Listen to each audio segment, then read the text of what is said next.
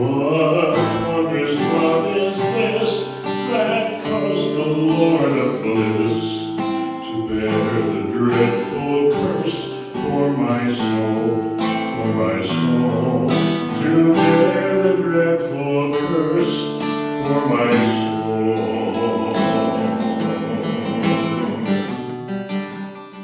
Hello, Pastor Gavin Whitcomb Sr. here from Moores Mountain Church near Mechanicsburg, Pennsylvania.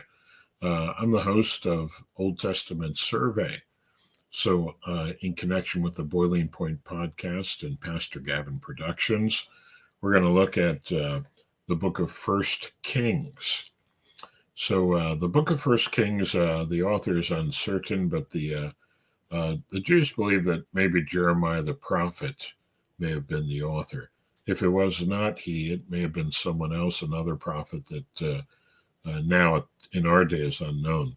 But if I were to say when it was written, most likely between 561 to 538 BC or sometime in that general time frame.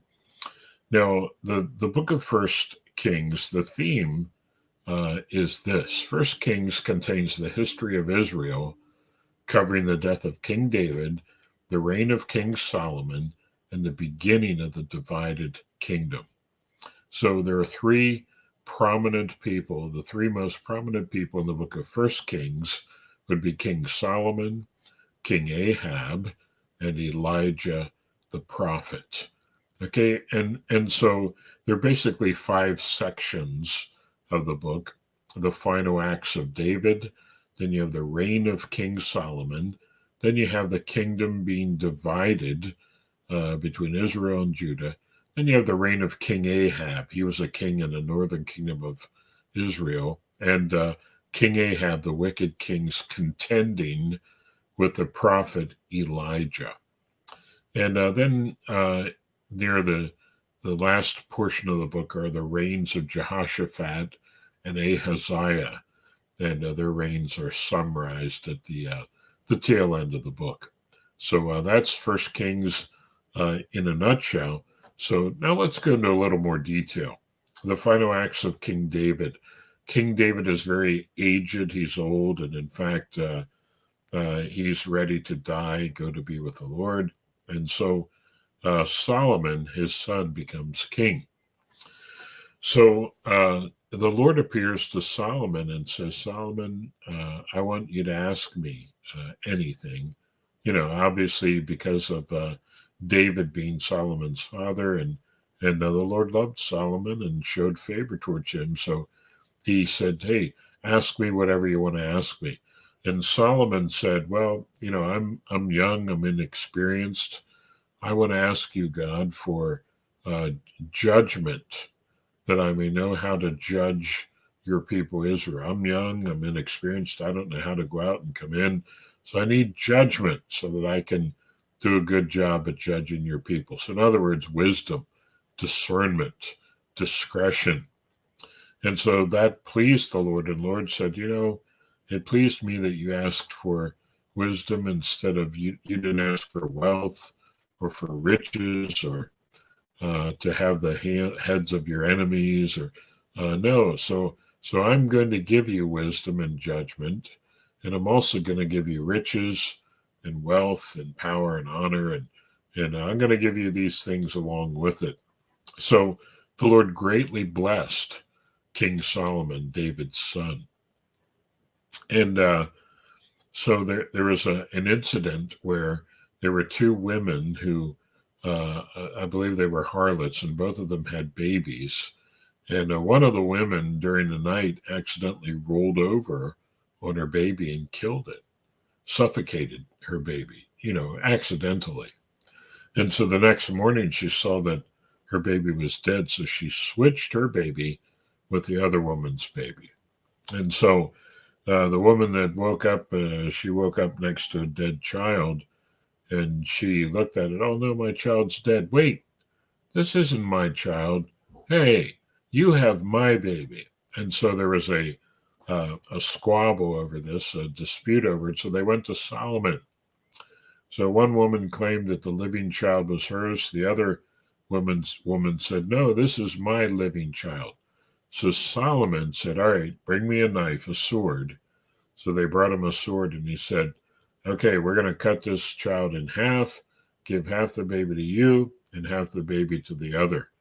Well, the real mother said, "No, wait, don't do that to the child. Just give the child to her." Well, that revealed who the real mother was, because the real mother would love the child so much that she would be willing to give the child up so the child would live and not be harmed. So, it was a very wise way to settle such a sticky, thorny dispute, but it displayed Solomon's wisdom. And of course, he displayed wisdom in so many other ways. And God just blessed him with an abundance of wealth, and they were at peace most of his reign. In fact, the reign of King Solomon were like the golden years of the nation of Israel, because you see, David, who had preceded Solomon, subdued Israel's enemies. So they were at peace, and Solomon loved the Lord. And before David, when David was still alive, before his death, he wanted to build a temple. But the Lord did not want David to do this. He wanted his son Solomon to do it. So David came up with a lot of the plans, pre-purchased some of the materials, and gave a lot of money towards building the temple. But Solomon actually ended up building the temple. He got help from Hiram, king of Tyre, who supplied him with cedar, and the temple was built out of cedar and then overlaid with gold. And it must have been a very beautiful, impressive edifice. And of course, Solomon could overlay the whole thing with gold. He had tons and tons of money, as well as wealth and riches. And the Queen of Sheba came to see him and to hear his wisdom.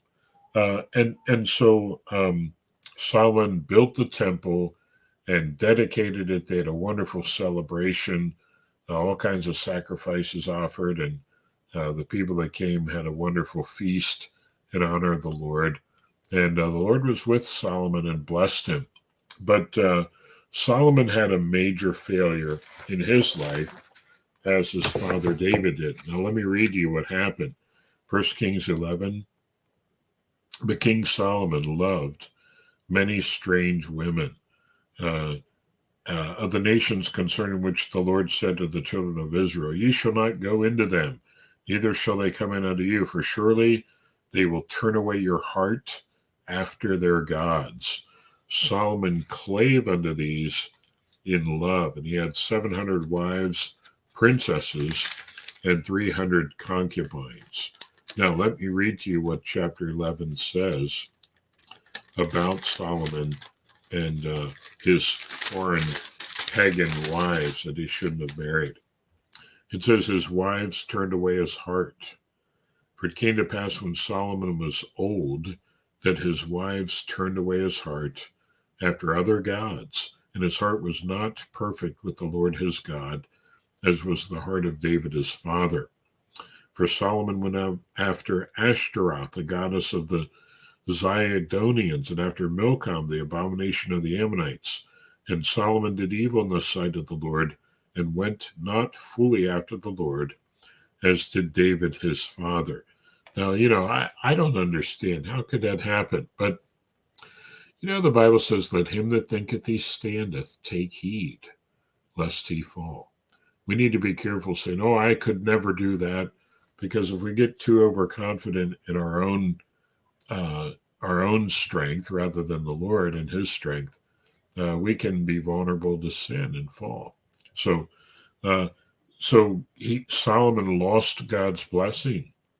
And as a result of this, it says the Lord stirred up an adversary unto Solomon, Hadad the Edomite. And then God stirred up another adversary, Rezon the son of Elidad, which fled from his lord Hadazer, king of Zobah. And then Jeroboam the son of Nebat lifted up his hand against the king. So this man Jeroboam, who lifted up his hand against Solomon, at one point there was a prophet named Ahijah that came to him and said, hey, the Lord is going to take the kingdom from Solomon and his descendants and give 10 of the tribes to you. So, this prophet let Jeroboam know that he would be the next king of Israel. But because he tried to lift up his hand against Solomon, he had to flee, and he fled to Egypt. So the next thing that happens in First Kings is that Solomon dies, and so he has a son named Rehoboam. Okay, so Rehoboam is next in line to the throne. So Rehoboam goes to a place called Shechem, and all Israel was there to make him the king. And so the people were together, and they said to him, your father made our yoke grievous. Now therefore make thou the grievous service of thy father and his yoke which he put on us lighter, and we will serve thee. In other words, reduce the taxes on us, and we'll serve you. You'll be our king. And he said to the men of Israel, he said, give me 3 days to answer you. So he consulted, Rehoboam consulted with the old men, and the old men said, hey, do what these guys are asking. They'll be your servants forever. And then Rehoboam consulted with the younger men that grew up with him, that stood before him. And these younger men gave him some bad advice. The young men said, thus shalt thou speak unto this people that spake unto thee, saying, thy father made our yoke heavy, but make thou it lighter in us. Say to them, my father's little finger shall be thicker than my little finger shall be thicker than my father's loins. And my father chastised you with whips. I'm going to chastise you with scorpions. So in other words, the younger men said, hey, give him a real cocky answer, and you tell them who's boss. Well, Rehoboam did that, and it didn't go over so well. In fact, the 10 northern tribes of Israel says, forget you. You're not going to be our king. We have no part in the throne of David. So, Jeroboam heard about this, come up from Egypt, and they made him king of the 10 northern tribes of Israel, which fulfilled the law, which fulfilled the prophecy that that prophet gave to him. So now the kingdom was divided. No more united kingdom of Israel. So you have the kingdom of Judah in the south, and then the kingdom of Israel in the north. So now during the divided kingdom, one of the kings of the northern kingdom was Ahab. Now Ahab married, I think she was a Zidonian, but she was a wicked pagan heathen woman named Jezebel. And it says that Jezebel stirred up Ahab to do wickedly. And so there was a prophet that God had named Elijah the prophet. And the worship of Baal, now I know the right way to pronounce it is Baal, but in English we usually just say Baal, okay? So the worship of Baal was very prominent in Israel because Jezebel the queen was a devotee of Baal, and of course Ahab went along with it. So Elijah the prophet challenged the prophets of Baal. There's a mountain called Mount Carmel, and so he challenged I think there were 450 prophets of Baal, and he said, okay, we're going to offer a sacrifice here, and we're each going to cry out to our God, and whichever God answers by fire, he is the true God. So you guys go first. So they built an altar. The prophets of Baal cut themselves. They cried, oh, Baal, hear us, and nothing. And Elijah mocked them. Where is your God? Is he out somewhere? And taunted them. And then Elijah prayed and cried out to God. Fire came down from heaven, devoured the sacrifice, and the people started crying, the Lord, he is God. The Lord, he is God. So Elijah defeated the prophets of Baal in a public challenge, and the Lord was acknowledged as the true and living God. Well, Jezebel, Ahab's wife, wanted to kill Elijah, so he had to hide out in a cave for a while. But there was a contention between Elijah the prophet and King Ahab. Now, then the book closes with the reigns of Jehoshaphat and Ahaziah. So Ahab and Jezebel both died, and that kind of summarizes the book of First Kings. So join us in the after show with the Boiling Point podcast as we further investigate some of the details and entertain Q&A and some analysis further with the book of First Kings.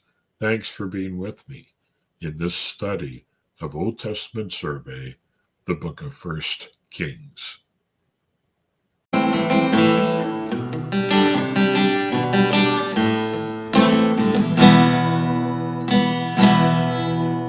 What wondrous love is this, oh my soul, my soul? What wondrous love is this, oh my soul?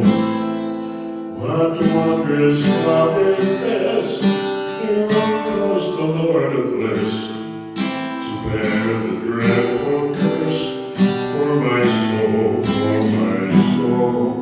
to bear the dreadful curse for my soul.